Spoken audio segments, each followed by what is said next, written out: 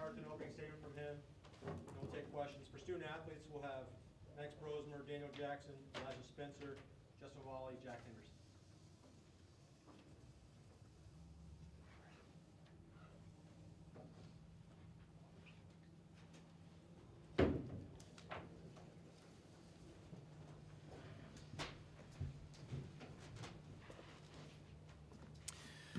All right, thanks for sticking around. Thanks everybody for all the coverage you give us. First and foremost, just want to thank all of our fans. Happy homecoming to all the Minnesota alum from all different decades and generations. And it's a great day for Gopher football to be 1-0 on homecoming week. It was what a great atmosphere our student body created, and then all of our fans. How awesome was that? Can't thank them enough for all their support. We've had 3 sellouts this season. This was close. A lot of things going on today. In case you didn't know, Timberwolves play tonight, opening their first home game, which I'm sure I think a bunch of our players are heading over there too. So what a great way to be able to share homecoming. We had about 150 alum run out of the tunnel with us, and that might be something that everybody kind of just, what does that mean? I think you got to think back 8 years ago where we were at, especially with alum.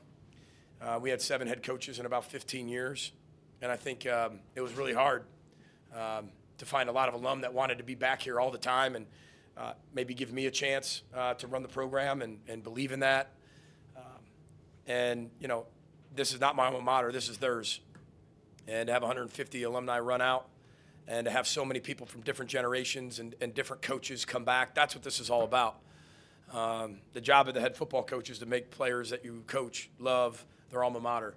And in 10 years, they're coming back, no matter who the head coach is and no matter what the culture is, they're coming back to support their student athletes at their alma mater, which I think is absolutely critical. And then the second thing is, you know, create the best life program you can so they're best husbands, fathers, men in the community, and make a difference to the people around them. And that's the job of the head coach, in my opinion. And if you're lucky enough to stick around long enough and have a platform for many years, win some games in the meantime. So just want to thank everybody. What an atmosphere. I can't thank our band and everybody. Just an amazing environment. Got to give Maryland a lot of credit. Good football team, really explosive on offense. They can make up ground really quick. They showed that at USC. I'll always determine what that looks like. You'll probably ask me a few things about, you know, why I left some guys in. I'm sure you already asked that because we got to finish games.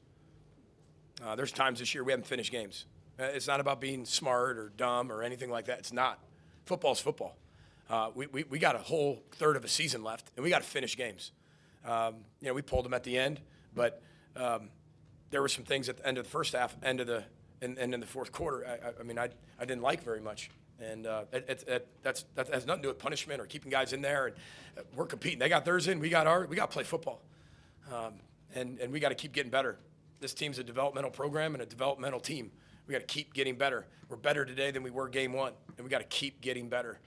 Coming off a bye week, we needed to play as much football as we possibly could. And so proud of our team's start. They accelerated the middle and then finished strong. And I'm really proud of them, except for the last, you know, they scored 13 points in the fourth quarter. One of them's on, you know, as we subbed. But, you know, we played 60 minutes of complimentary football. And we needed to do that.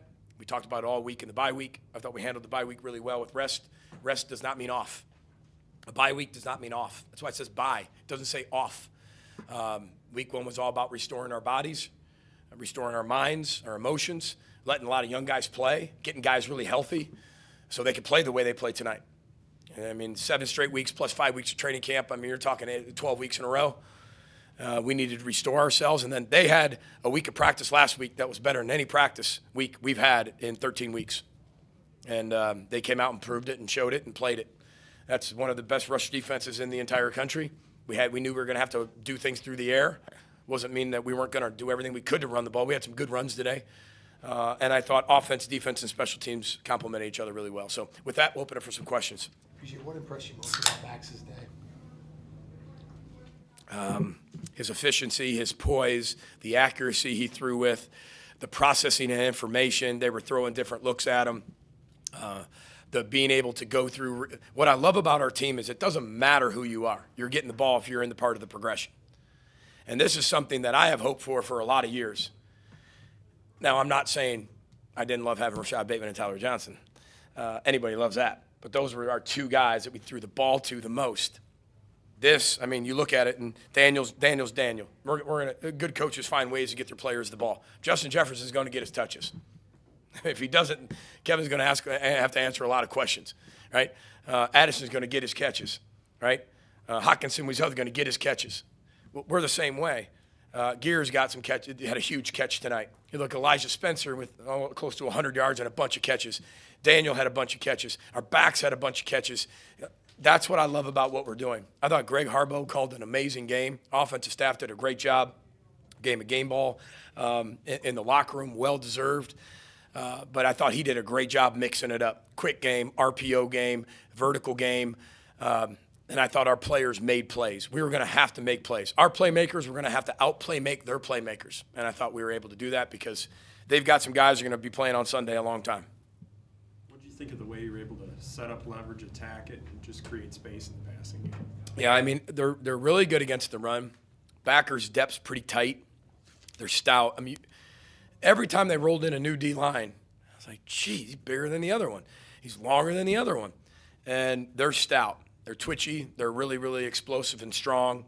And we knew, though, that if we could hold up in protection, we were going to have some holes in the secondary. And we were able to do that. I thought conceptually, I thought Greg did a great job mixing up. I mean, you would love this of how many different, you don't know this, but you would love it if you had the information. How many different concepts were called today. That's what you would love. And not only being able to call a ton of concepts. Remember, some of you called us Tecmo Bowl, I don't know how many years ago. And I mean that as a joke, right? We'd have inside zone, outside zone. We have an RPO and then one drop back pass, right? It was like Tecmo Bowl. You had 4 options. You know what I mean? And if you were right, you were right. But if you were wrong, it was executed. This is a whole different offense, guys.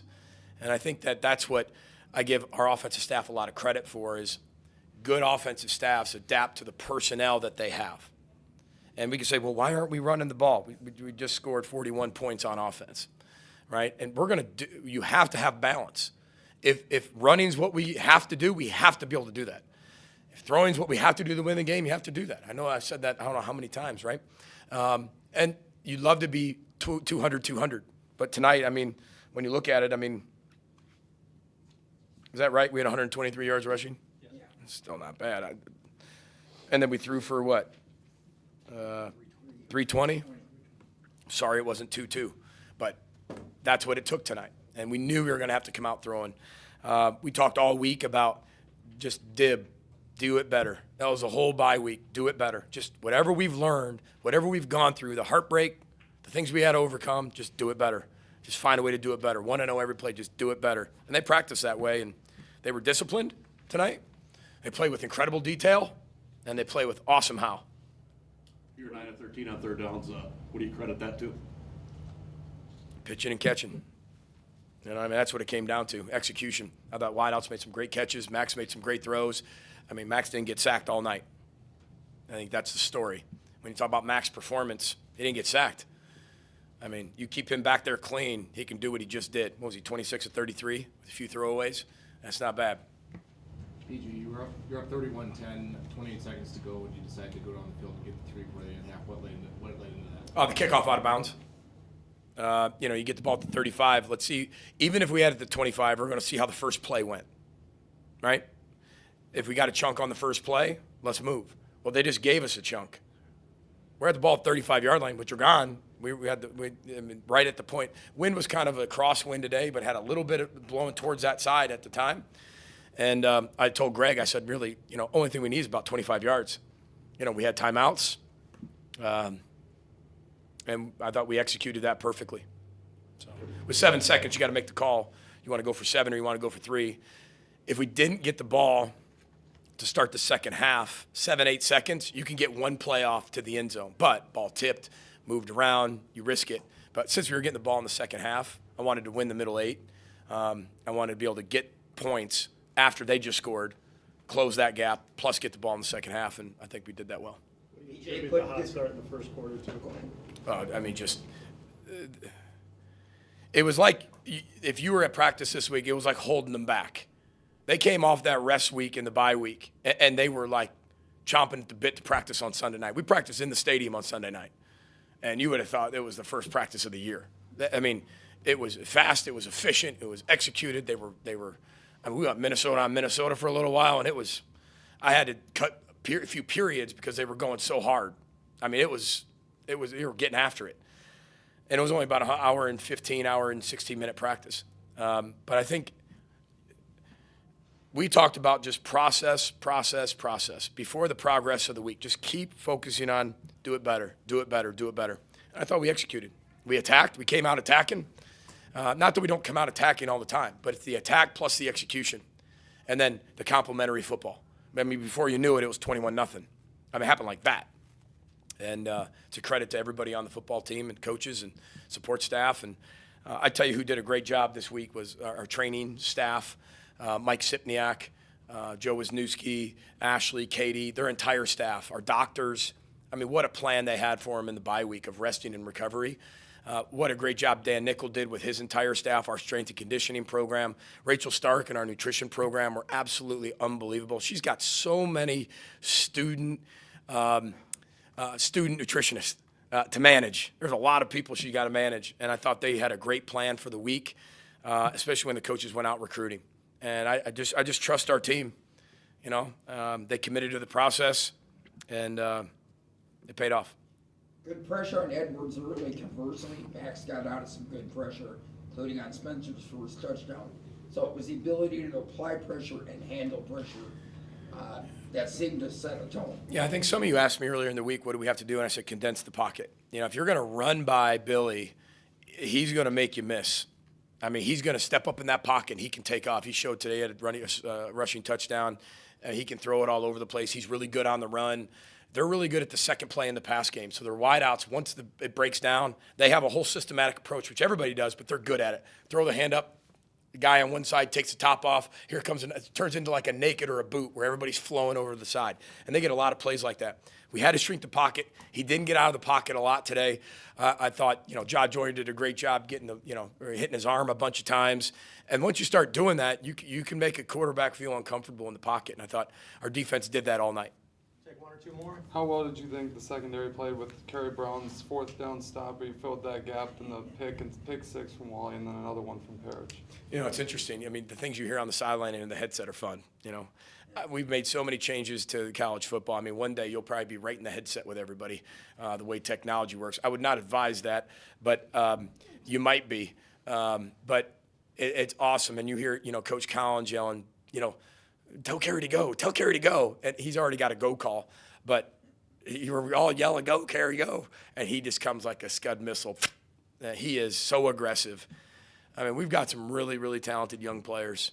And this always goes back to, I always say this, college football has changed. And we got to keep all of our players here. And our culture can do a lot. Our life program can do a lot. Our administration can do a lot. But we need everybody helping with that. That's a reality, right? Revenue sharing's coming. I get that piece. But the NIL's not going away. We got some really talented players, which you all see. And they keep getting developed. And I love a lot of these young players who are developing on the field. And you can see them growing right in front of your eyes. Take one more. Andy, AJ, go what ahead. was the thought process with keeping the guys in? You alluded to it earlier. When was the kind of the point when you wanted to see the fact that the game was finished? Well, I wanted to be able to take them out right around the 4 or 5 minute mark. You're counting possessions. And again, listen, Andy, with all due respect, we have to play 60 minutes of football. You get a point where you want to do that. But I've also watched Illinois come back on us last year. I've also watched Northwestern come back on us last year. You watch these things that stay. My heart is only so big, right? They say it's like your fist. And deep within all these pieces of your heart are memories that have left it damaged, scarred. And when you're playing a team, you saw them, touchdown. I would love to pull them out earlier. But my job is to find a way to go win a football game and teach them to go finish games. So, it looks like we're all good. That's a good thing. But it's not like you have to sit there and say, okay, I'm risking something. You're playing football. And we pulled them out with about two minutes to go. They ended up getting a touchdown. But we also have a lot of people who are rotating. And you could say the starters, but we're rotating a lot of players. Even on the offensive side, they just went down and scored. Well, there are 3 possessions. 3 possessions when you have some onside kicks. Next thing you know, my job is to find a way to go win football games. And, that's what I believe. It's football. And you've all been around me before. I've pulled starters in the fourth quarter. I've pulled starters at the end of the third quarter.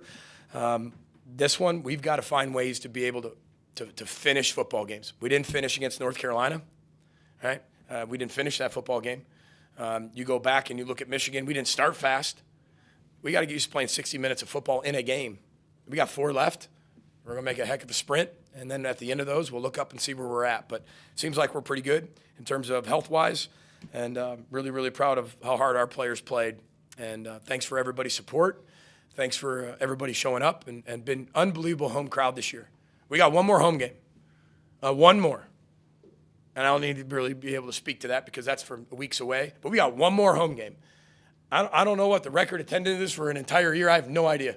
But with this game, hopefully we have a heck of a sellout when we get a chance to play back here for one more time at Huntington Bank Stadium in front of our elite fans. So I can't thank you enough for doing it. And I know Erzbicki and Milt, Mills, they worked their butts off to be able to create a game day environment. And it's so fun.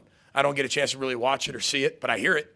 And I can't thank them enough. So Mills, Erzbicki, you guys are awesome. So thanks for all that you do to create that environment, and see everybody for one more home game. But we got some work to do until then. So thanks for being here. Row the boat, Sky Ma, and go Gophers, and happy homecoming, everybody. Thanks. Thank you.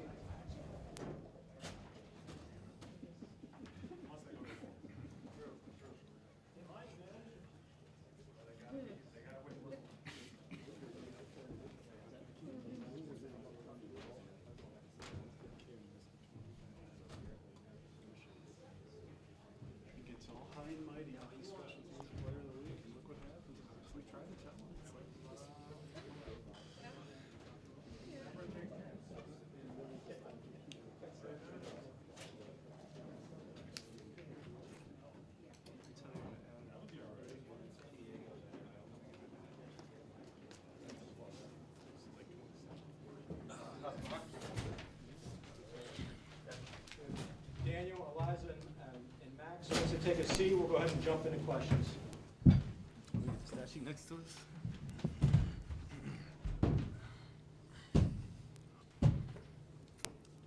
Max, what did you feel like was working well for you guys tonight? I thought number one, our offensive line protected their butts off today. We had no sacks today. The receivers found open zones. We talked all week about we're playing zone coverage. We got to find soft spots in defense. And our receivers did an amazing job of that today. And I thought our running backs did a good job in protection if they needed to, but they got out and found spots too. And I think it kind of just blended in really well today, and we played as one unit today. Actually, you guys were able to execute in the low red zone.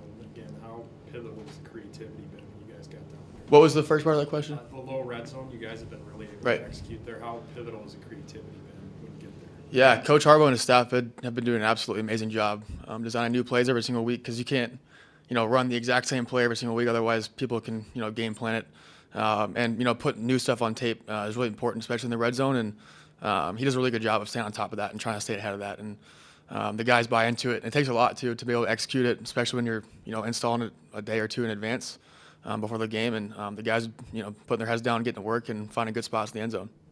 Max, in this 3-game winning streak you guys are on, you've got 9 touchdowns, no turnovers, completing 75% of your passes. Is this as comfortable as you felt in a Gopher uniform? I don't know that I've been I don't know that I've like actually thought like, oh, I'm feeling way more comfortable now. I think it's kind of just a progression that I felt that I've personally taken, but also this offense has taken, where we've progressed. We've had some really good games at the beginning of the season, some tough losses, but we're starting to put it together now. We're starting to feel it in the past 3 games where we're hitting everything we need to hit, run game wise and pass game wise, and it's coming together as a masterpiece. And I think we can continue to build upon that throughout the rest of this year and what we have left, and continue to put our best product on the field. How integral was those first 2 drives, 99 passing yards and 2 touchdowns, and like 9 for 11 completion? Yeah, we always are doing our best to start fast. Sometimes you get there, sometimes you don't. And I thought that was part of our message throughout the whole week. This week was starting fast, and the guys really put their heads down and worked on that. And we executed that well in practice this week, and it showed on the game day on Saturday. And we can't execute the best of our ability on Saturday if we don't execute throughout the week in practice. And coming off a bye week, it's always really hard. Sometimes teams can kind of get lackadaisical and not spend as much time preparing. But our team prepared to the best of their ability for almost 2 weeks, and that showed today on the field. Daniel, what do you feel like has been instrumental in Elijah's development here this year? Just you see him working on his craft every day in practice, real meticulous with his details, and then like if something doesn't go exactly right, I mean he's to be the first one in there to correct it, and just being about the details and being meticulous about it, being hard on himself, and judging himself to how a coach would, and I just think he's doing a great job of being consistent and continuing to grow. Elijah, you more than tripled your receptions from last year. What do you think has really clicked for you as the season coming on? Yeah, I think it's just the opportunity that presents itself. I'm not the one, calling anything. I see myself as a player, and I'm just out there doing my job to the best of my ability. If you need me to catch 100 passes, I'll catch 100 passes. If you need me to block 100 times, I'll block 100 times. So it was just an opportunity that created itself today. For you guys, what the defense getting that first stop right away and then the 2 picks, what type of energy did that give you guys? Say it again. What type of energy did you get from the defense today after those turnovers? You see it on the sideline, especially when they're running off. It always creates a little bit of juice when they can get a turnover or they can get a big stop, and it just comes down to playing complementary football. That's what we're all about. So Max and Elijah, on the first touchdown, you got a little rush, Max, and you had to back up a little bit. Was the play supposed to get extended that far, or was it just? He's the last read on that play, and he got to a really good spot too. He knows kind of where he has to be at the right time, and he was getting trailed too. It was a man over there, and he found a really good spot and a really good window at the right time. And again, that goes back to all the work we put in before the game. I mean, that doesn't just happen on its own. That's a credit to him. What the receivers do in that receiver room, buying into the process and just working their tails off to get that done. And that's the result. That's what happens when we work like that. Elijah was good balancing act on the end line there. Oh yeah. Appreciate you.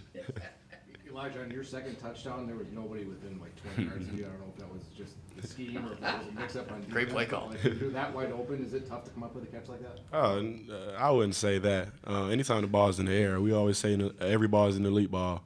So if the ball's in the air, I'm going to go get it regardless. How would you describe the difference of this offense and how it's run compared to last year? Just the way it's run, I wouldn't say technically is a huge difference, but the members and the playmakers that we have on the team is being showcased a lot more than it was compared to last year. I mean, obviously we had Darius, we had Elijah Spencer, we had Mekhi, so we may say we had the players, but it's just able to put it together and be able to showcase all of our explosiveness and our collective talent together. So I'd say that. Daniel, how big of a factor was formation usage and motion to get leverage for you guys in the passing game? I think that's a great point. I think that's huge in really offensive football, just to get your playmakers and move your receivers around, your running backs around, just to, like you said, gain leverage. And that is a kind of a next level thinking about it, because that does put you in position to help execute that play. Max, you got the ball with 28 seconds left on the 35 after the kick went out of bounds. Did you expect to be that aggressive going forward there? That wasn't the plan initially, no. And when we knew we had a few extra yards in the field, we decided to shoot for it. And that was just like our normal 2-minute drives, just get down to the basics, execute the play. They were playing 2-man for the majority of that drive, and that's always a really hard defense to go against in 2 minutes. And that goes down to the playmakers making plays. And we had some guys make some really tough catches that drive and get to really good spots again. And that's a credit to the hard work they put in. Yeah, shout out J-Mo getting it started. Oh, yeah. J-Mo. Daniel, just kind of Coach Fleck kind of gave the fun jazz about you not finding the end zone. Did you give him something back after you found it twice today? Oh, yeah, it's a little funny thing going, especially going back to a few weeks back when I had a good chance to find it in the open field. But yeah, I mean, 2 of them today. I mean, I'm not sure much can be said after, but I mean, it's a great. I mean, especially with Elijah getting 2 too. So great showcase from the receivers and the quarterback. So. Daniel, I think you guys did a really good job of finding the holes in the zone. Was that some of that planned, or was that something you worked on all along? I mean, yeah, we I mean, obviously with Max back there, quarterback, I mean, he speaks about finding the open space and zones, and that's every week. I mean, every team runs zone coverage. Every team runs some sort of man type of coverage. So, I mean, just knowing where that zone is, and we do enough film study and preparation off the field that where we kind of are expected or in like anticipation of where those spots might be. So, Max, what do you think you guys were able to click in the first quarter tonight? That's a good question. The number one thing is we got down to the basics and execution. We attacked the small details this week. We had that in mind all week throughout the off bye week and the week and leading up to Maryland. And it was just it kind of just all clicked together. And for some reason it happened out. We really executed the small details and practiced really well. And that's what showcased in the field. That's why we have explosive plays. It's not because we make the spectacular catch or throw. It's because we're executing the small details up front in the backfield with the stem of our route, the timing of the route. It all comes together, and sometimes it can look like one person just made a play or they made someone miss. It really takes all 4 or 5 of those receivers in the field to open one guy up. That's what happened today. Max, you're the first Gopher quarterback to have 4 touchdowns in a game since Tanner in 2019. What's your relationship like with him, and what does that mean to you? Yeah, Tanner and I got to hang out a little bit before the season started. We did some training stuff together, and he's been kind of a mentor for me before the season started and in the summer, trying to get accustomed to a new team and a new culture. And he was great, helped me with that. I called him a couple weeks ago, and he's someone that I continued to reach out to, and for mental stuff too. He's been great for that for me, and learn the offense too, because he's been in this offense for however long he was playing here, and it's a little different now, right? But they were a lot more RPO based, and now we're a little different, more balanced attack, but ultimately it's the same offense. And he's been great, not only in my development since I got here, but continuing to be available for me when I need it. Max, how much of a role do you feel your coordinator's on with the play calls right now? Say it again. How much of a role do you feel your coordinator is on right now with his play calls? Yeah, Coach Harbaugh is definitely on a roll. He the amount of work that he puts in throughout the week is absolutely astounding. It's fun to be in there when he's game planning. Sometimes you're like, dude, where are you going with what? Like, I have no idea what you're saying. Like, he's seeing some random stuff on film that I'm not seeing, and I'm like, dude, I have no idea what you're talking about. You're speaking Spanish. And then a day later, he's like, all right, I finally got it down to what I'm trying to say, and like he'll teach it to you in a way that makes sense. And that's what he's really good at. He's extremely smart in the film room, extremely smart on the field in general, and he's been a blast to play for. How important are those relationships you 3 have built, just for any of you guys, just on those timing routes, like whether it's an outbreak or an inbreaker?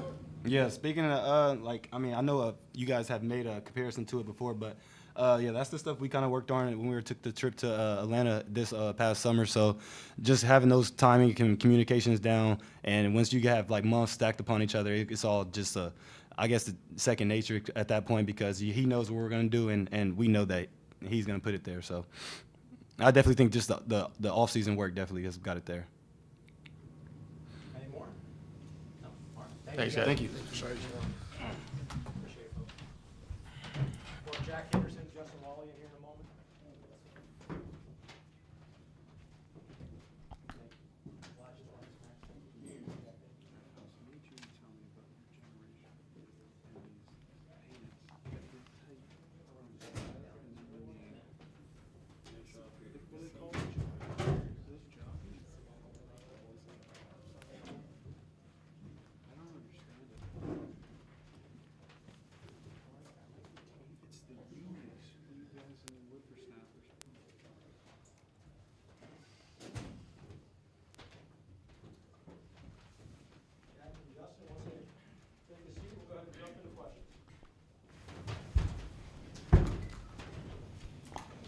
Justin, what was the read on your pick six? It looked like immediately once Edwards planted his back foot, you broke on it, but what was the read that you saw? Well, it was more of just trusting my instincts and trusting what I see. I know all week we worked on just key in the three-step and just trusting what you see and playing off instincts. I think I did that. What's that like when you make the catch and you got nothing but green grass in front of you? That's a feeling I ain't felt in a long time, since like high school, I guess. So it was just a great feeling. Jack, what did you feel like was instrumental in slowing down Billy tonight? I think guys just executing at a high level. I believe, throughout every situation we were placed in, we did a, phenomenal job shutting it down, right? So I think they kind of had to audible and do things that they weren't necessarily comfortable with, and so that was our plan. Jack, how important was it to pin the edges and get a lot of internal pressure to limit the second play that Maryland just thrived with in the past? That was the emphasis all week. We can't let him escape, right? And he did a few times, but just honing in on that, throughout the past 2 weeks, definitely played a key role in keeping his production minimum. Justin, what do you think of the way the rush and the coverage were able to work in sync tonight? I think for majority of the game we did a really good job. I know we always tell those guys up front, y'all make our job easier, and we make y'all job easier. So when we're both able to, compete at a high level and execute at a good pace, then I feel like we were a really good defense. Jack, what was the message from Coach Fleck in that fourth quarter? He talked about how he wanted to keep the defense and the starters on the field to see if you guys could finish a game. Yeah, because we've just been emphasizing just playing 60 minutes of our best football, and I think that's what we were trying to put on showcase tonight, right? So we wanted to finish the game and play all 60 minutes, because that's our identity. That's what we do. Jack, you got a good hit on the quarterback that played before Justin's interception. How much do you think that constant pressure on him kind of threw him out of their game? I can't speak for the quarterback, but I mean, I'd imagine that it's probably yeah. I'd imagine the constant pressure can get unnerving for a quarterback. So I think that's what it was. Justin, what was the message from Coach Monroe all week going against number 10 from Maryland, who's one of the best receivers in the conference? I know we had executed at a high level. We know coming to the game they had one of the best receiving corps that we've seen all year, and that we'll have play our best game to win this game. And I feel like on the outside and on the edges, we stepped up to the challenge. How important is the offense responding once you guys got that fourth down stop in the first quarter? It's huge, When your offense scoring points, they put a lot less pressure on the defense to get stops. So when our offense is executing, it makes our job a lot funner. We can play a little more aggressive on defense too. PJ mentioned about how the strong Sunday practice kind of set the tone for the week. How did you guys feel like you guys came out of the bye to start the week? I think guys were excited, and that's the biggest thing, right? A bye week isn't an off week, by any means. So we really took it as an opportunity to press the gas and hone in on our deficiencies. Justin, more than any other game, I think you guys really had a swarming defense. There were a lot of people on the ball. Is that just getting some guys back healthy, getting to know each other? Because there were a lot of bodies when a ball would get to a receiver. Mm-hmm. Well, that's one thing we identify ourselves as a defense, that we're going to play hard and we're going to get to the ball. So that's what the coach is always emphasizing. We have periods in practice where we literally run to the ball full speed. And I think when that carries over in the game, you have everybody to the ball, and it's a lot harder to run the ball when you have 11 guys coming to make the tackle. When you get a big lead like that, there's so much time left to play. Is it tough to stay focused? Well, you got to execute no matter how much time's on the clock. And on the sideline the whole time we was preaching, it's not about what the score is. We got to execute every play, and that's what we try to do. Is there a theme that you guys see in the past defense you guys have played this year, and in particular the last 3 games? Say it again? Is there a theme that you see in the past defense you guys have played for the year and especially the last 3 games?